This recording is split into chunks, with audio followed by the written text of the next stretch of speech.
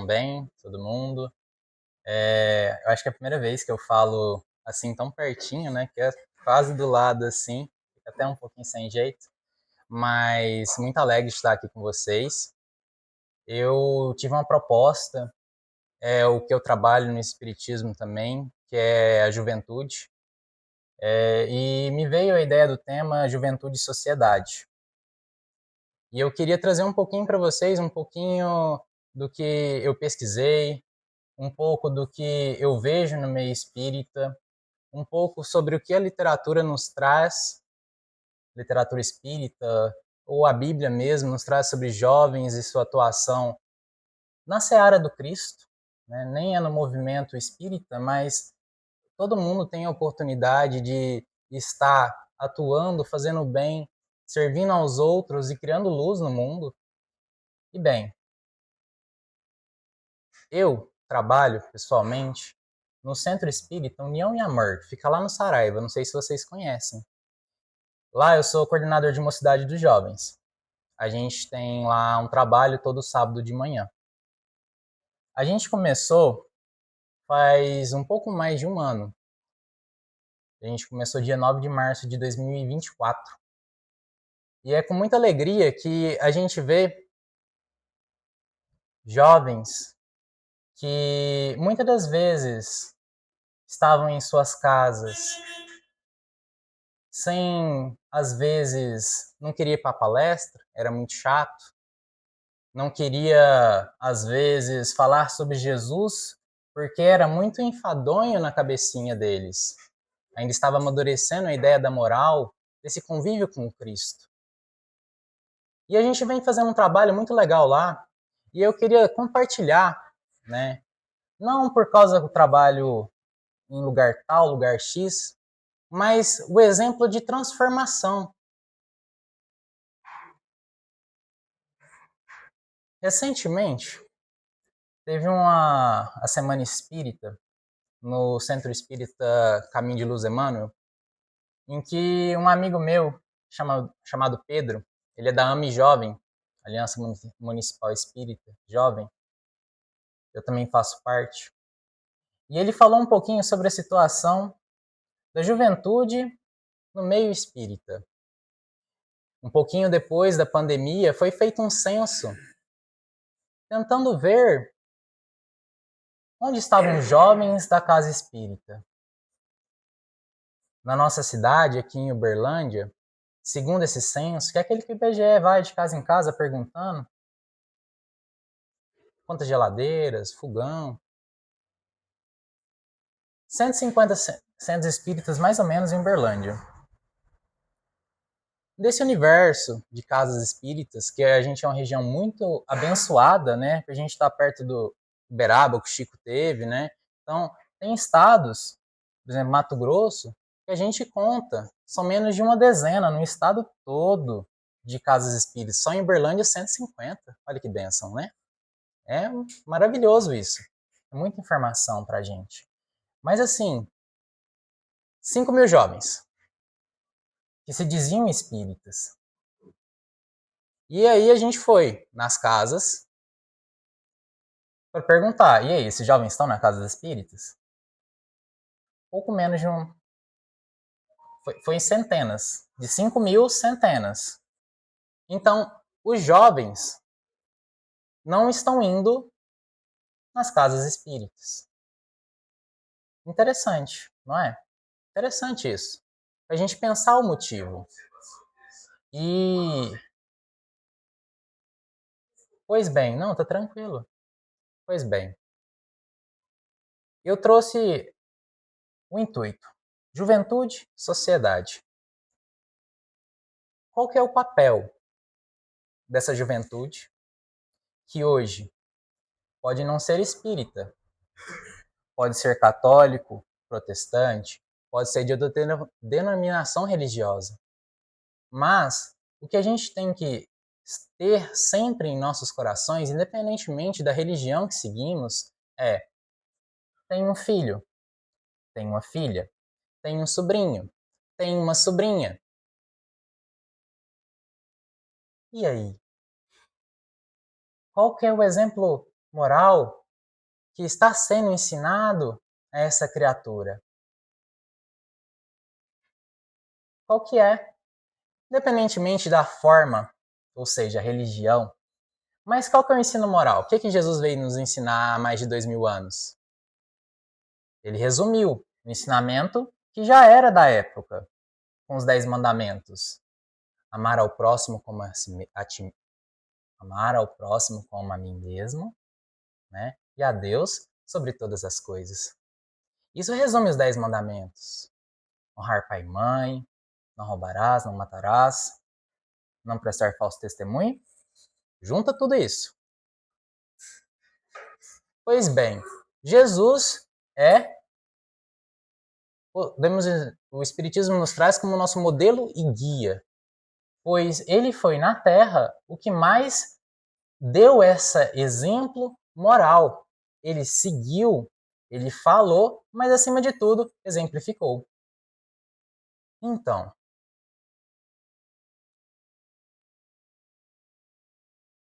ontem, uma amiga minha, ela é jovem também, eu não sou aqui do estado de Minas Gerais, eu sou de Goiás, eu estou fazendo faculdade aqui. Essa amiga minha, ela faz medicina em Itumbiara. E ela teve um término de um relacionamento. E não foi pelo término que ela estava tão triste. Ela mostrou pra gente um print bem lamentável, uma situação familiar, em que ela tinha terminado com um rapaz que ela morava junto, terminaram em bons termos, era um bom relacionamento, mas viram que não era para ser. E a mãe se alegrando no Instagram, menosprezando a filha. Isso mexeu muito com ela, muito. E ela estava comentando sobre suicídio. Muito, muito triste. Conversei, claro, nós, o grupo de amigos, a gente conversou com ela. Mas, assim, o que eu venho trazer com isso? Qual que é o nosso sustento moral no nosso dia a dia? Onde depositamos a nossa fé que tudo vai dar certo. Se hoje eu sofro alguma coisa, talvez não é por algo que eu fiz, mas talvez um aprendizado que eu venha a ter. Então, tudo na vida pode ser uma oportunidade de aprendizado, por mais difícil e complicado que seja. Mas o grande problema, e o que muitas vezes nós pecamos e não conseguimos alcançar, como nós lidamos com esses problemas? Como nós lidamos com a situação de, às vezes, sermos contrariados, maltratados.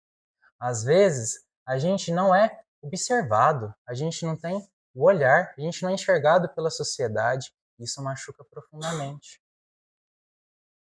Como lidamos com isso? O Espiritismo vem nos elucidar muitas coisas. Ele nos fala, consolando nossos corações, pois seu próprio nome diz, Consolador prometido por Jesus. O Espiritismo nos fala sobre a reencarnação. Ele nos fala que as pessoas que são colocadas ao nosso lado, agora, nesse momento, aqui na casa espírita, em nossos trabalhos, em nosso lar, principalmente, são pessoas que deveriam estar ao nosso lado mesmo. São pessoas que, pelas suas virtudes, vieram nos ensinar alguma coisa e pelos seus defeitos, algo outro. Pois, se eu vejo algo que faz mal a ela, ou a mim, ou a qualquer outrem, eu provavelmente vou ser intuído. Não é legal que se faça isso. Não é mesmo? E o interessante, eu comentei nessa semana essa semana espírita que teve nesse centro. E esse meu amigo, que ele está à frente da AMI Jovem, ele comentou uma situação parecida. Só que nesse caso, era a época da pandemia, não tinha muito acesso a esse tete-a-tete nosso aqui, e a amiga dele veio a falecer. E o mais curioso e triste ainda, essa amiga era colega de mocidade dele, antes da pandemia. Para aqueles que não sabem, ou que não estão acostumados, a mocidade é como se fosse a nossa reunião, a nossa palestra aqui, só que voltada para os jovens, na linguagem dos jovens. Então, normalmente a gente faz em roda, é mais dinâmico, a gente tem atividades dinâmicas. E essa menina passou muitos anos na mocidade, tinha esclarecimento espírita. E ainda veio a cometer esse ato. Isso nos mostra algumas coisas. Será que isso é uma reflexão para pensarmos juntos, porque eu mesmo não tenho a resposta concreta para isso. Será que nas casas espíritas estamos reconhecendo o ser humano na nossa frente? Será que são relações fixas? Ou seja, eu chego aqui, eu participo da palestra, eu dou a palestra, eu trabalho, mas é nisso que as relações se estendem. Eu venho, eu assisto, eu vou embora. Eu venho, eu trabalho e me retiro. Será que temos esse quentinho no coração? Será que temos essa consideração humana para a pessoa que está na nossa frente? Uma das minhas grandes observações trabalhando com jovens é que muitas vezes não são as palavras que mudam aquele coração, aquela mente. É você se importar, é você chegar no meio da semana e falar assim: como é que você está? Como é que está sendo essa semana? É você chegar lá no dia e falar assim: e aí, aconteceu algo novo? Como é que está sendo a sua vida na escola? Você teve alguma decepção? Ou alguma alegria? É você se conectar com aquela pessoa. E às vezes isso dói. Às vezes é doído. Você saber das coisas mais... O exemplo, essa amiga minha. Às vezes é doído você saber pela dor do outro. Você olhar e falar assim: nossa, se minha família fosse assim, eu não sei o que eu faria também. E a gente começa a ter um sentimento engraçado chamado gratidão. E a gente começa a ver o quanto é a gente abençoado pelo pouco ou muito que temos. Porque isso é relativo. Jesus nos fala que nós somos o sal da terra. Ou seja, nós damos sabor a esse mundo. Somos nós, cada individualidade, no seu comprometimento e relação uns com os outros, nas relações de dia a dia, que faz valer o sentido da vida, que faz você se alegrar, é você olhar ao acordar de dia, pela manhã, e ver o céu e se sentir alegre. Você ouvir os pássaros e você se conectar com a natureza.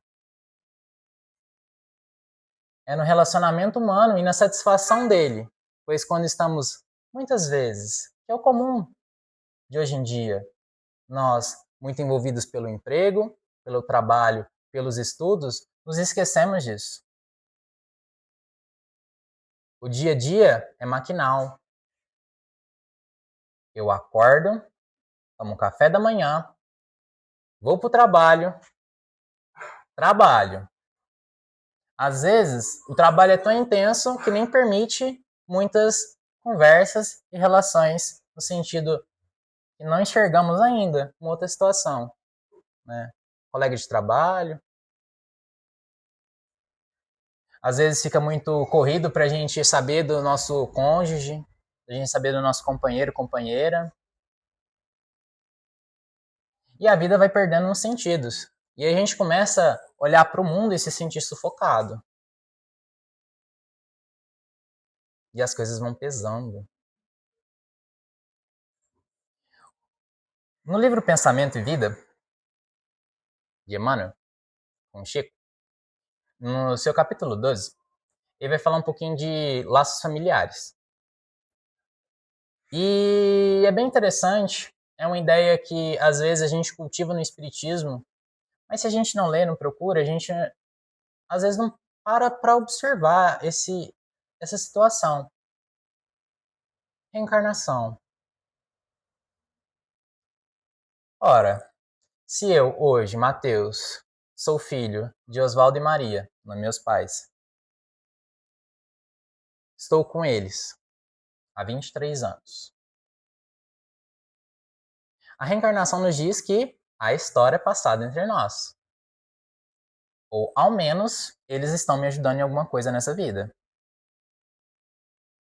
Há laços passados anteriores a essa existência. E o mais comum é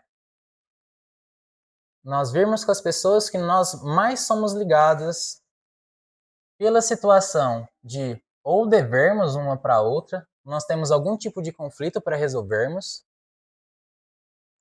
ou que a gente tem alguma afinidade de vidas passadas, demos certo, nós viemos agora fomentar isso, a gente vai fazer acontecer de uma maneira ainda melhor e replicar, ser multiplicador na vida dos outros desse exemplo. Nesse capítulo em específico, Emmanuel nos fala que muitas vezes, eu que sou filho hoje, vou ser pai amanhã dos meus pais. E o que eles cultivaram em mim hoje vai ser repassado para eles no amanhã. Interessante isso, não? Pois, se eu fui bem conduzido na minha infância, se eu tive bons princípios introduzidos na minha criação, a probabilidade de eu passar eles adiante pelos laços familiares são altas. Talvez não como meus filhos, meus pais, mas como os meus netos ou netos dos meus netos. Em algum lugar, esse conhecimento, essa experiência vai chegar. Tá lá. É interessante que na Revista Espírita, que eu não vou recordar o ano, não vou recordar o mês, mas Kardec vai nos dizer um pouquinho sobre uma história pequena, mas que exemplifica essa situação de pai, mãe e filho, filha, que é teve uma historinha que ele escreveu em que ele fala de uma menina em que sempre quando os pais, isso com certeza vocês já viram, vivenciaram ou ouviram pelo menos. Tem um doce, tem alguma coisa que ela gosta. E aí você vai fazer algum tipo de moeda de troca. No seguinte sentido. Por exemplo, tá lá um prato de comida. Kardec vai usar mais ou menos essas palavras, tá, gente? Tá lá um prato de comida e você fala assim, se você só vai ganhar esse doce. Ela não quer comer mais a comida, né? O almoço, por assim dizer. Você só vai ganhar esse doce. Ou você só vai até esse local, só vai sair com seus amiguinhos, se você comer tudo, até o fim. Tudo. E Kardec, não que seja errado, é pra gente reflexionar. É um ponto interessante que me chamou a atenção na escrita de Kardec. Ele fala assim, olha, se você, pai e mãe, tá falando, ensinando, induzindo essa criança a comer até o final, mesmo ela não querendo, não vai criar ou às vezes induzir futuramente por outros processos também essa criança a ter gula. No sentido assim, ela ter problemas, tipo assim, de controlar o que ela ingere, gerando outros conflitos. Em uma outra, nessa mesma passagem da Revista Espírita, um pouquinho mais para baixo, Kardec fala sobre uma criança, uma menina, em que ela tinha uma irmãzinha e lá, nessa situação familiar daquela época, ela tinha um bolo. Um bolo. E os pais, por uma atitude que ela fez e eles não gostaram,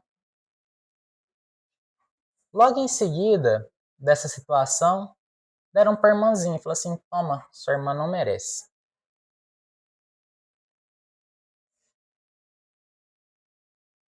Quer dizer o quê?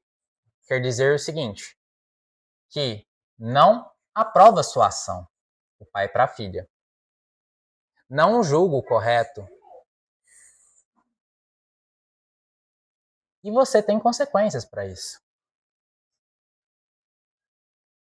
Na situação em questão, essa menina, ela não queria doar uma boneca. Sabe aquelas situações? Tenho muita coisa, vou passar para frente? A menina era muito apegada à boneca dela. Ela não queria doar essa boneca.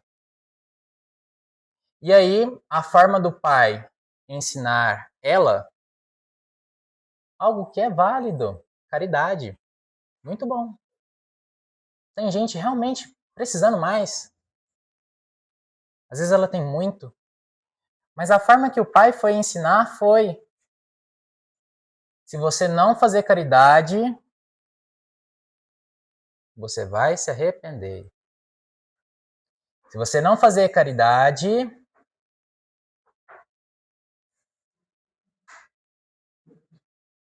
isso tem consequências negativas. O que eu quero dizer? Que às vezes eu quero muito ajudar você. Eu quero. Mas se eu não tiver uma conduta nesse ensino, eu posso ensinando na forma em si, por exemplo, caridade, nesse sentido da menina, eu posso estar induzindo a outros erros.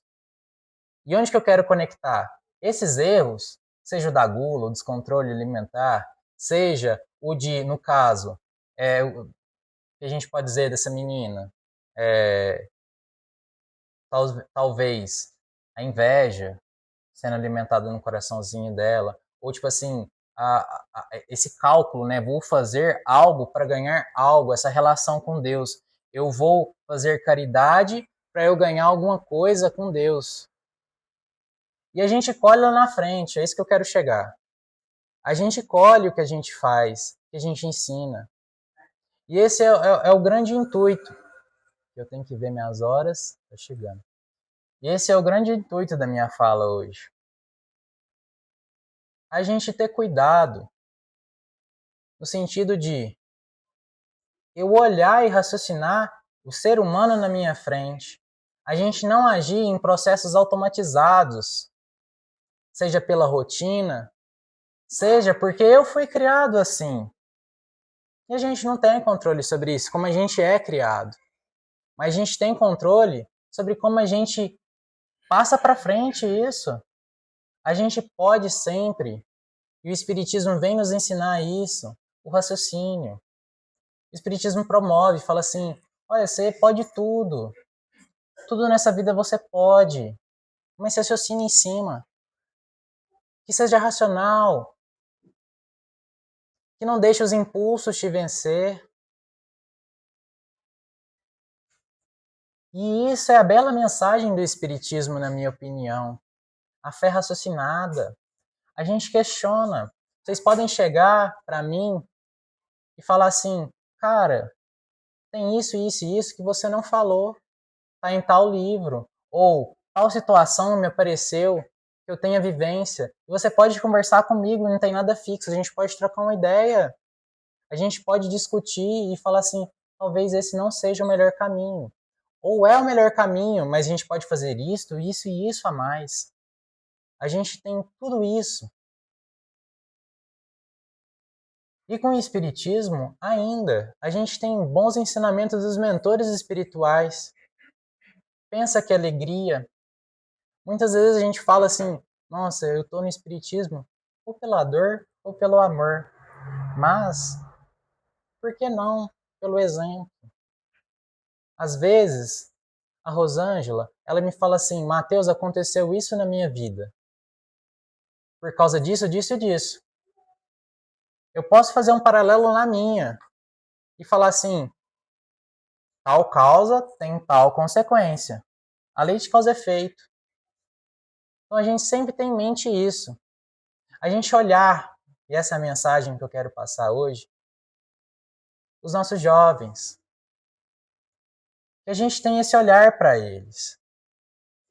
Que na nossa relação, na hora de ensinar, muitos de vocês são pais, mães, ou tem um sobrinho, ou algum afilhado, que a gente olhe e pense, através de nosso próprio exemplo, que às vezes a gente não tem lugar de, por assim dizer, de fala ao ensinar determinada criança, determinado jovem. Mas como eu posso estar ensinando, sendo exemplo para aquele? Como eu posso fazer para que quando os meus jovens, da minha mocidade, a juventude que eu sou responsável, olhe para mim e fale assim, nossa, eu me sinto reconhecido, eu me sinto visto, eu vejo que ele tem bons exemplos para me dar.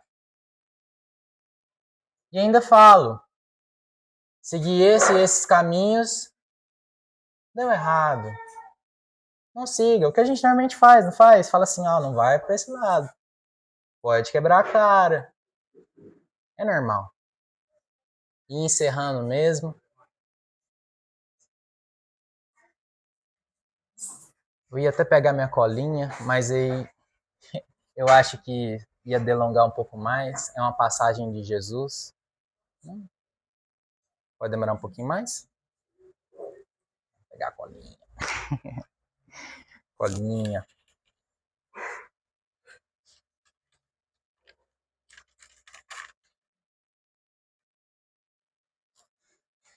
Eu vou ler, porque eu acho que é uma passagem muito bela.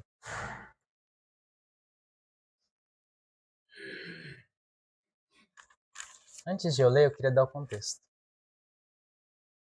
Teve uma vez, na época de Jesus, em que ele estava saindo a pregar, a falar do reino de Deus, a diferenciar esse Deus dos exércitos com um Deus de amor que ele vinha pregar. Ele passa na Samaria. E ele vê uma mulher tirando água de um poço. Ele questiona ela e pede água para beber. E essa mulher que questiona, fala assim, mas mestre, eu sou samaritana. Havia uma grande rixa entre judeus e samaritanos naquela época.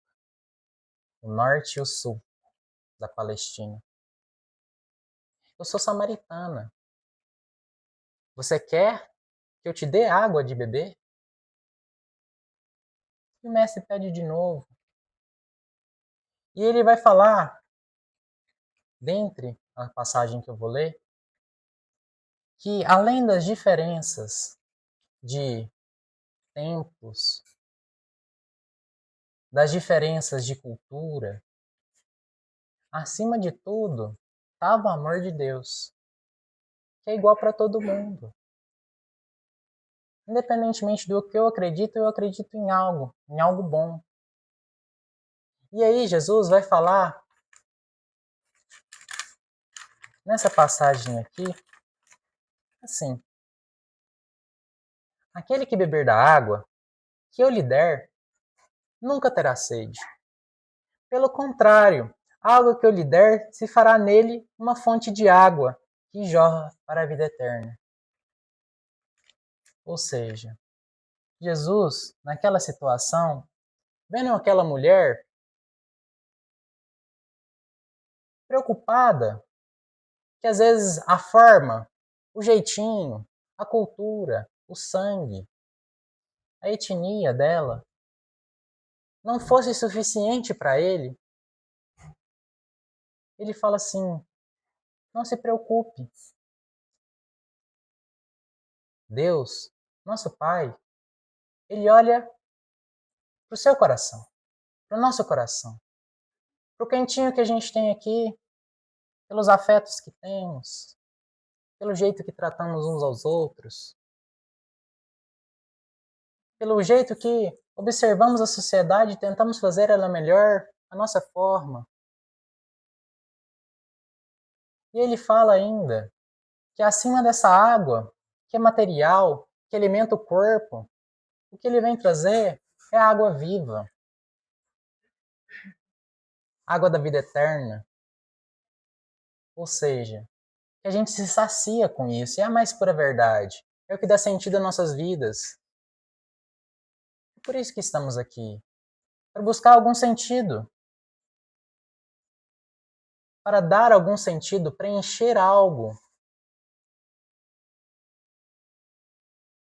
Seja nós que estamos caminhando para a madureza, seja aqueles que estão na madureza, ou jovens em si, que muitas vezes esses processos que eu falei, a depressão, as tentativas de suicídio,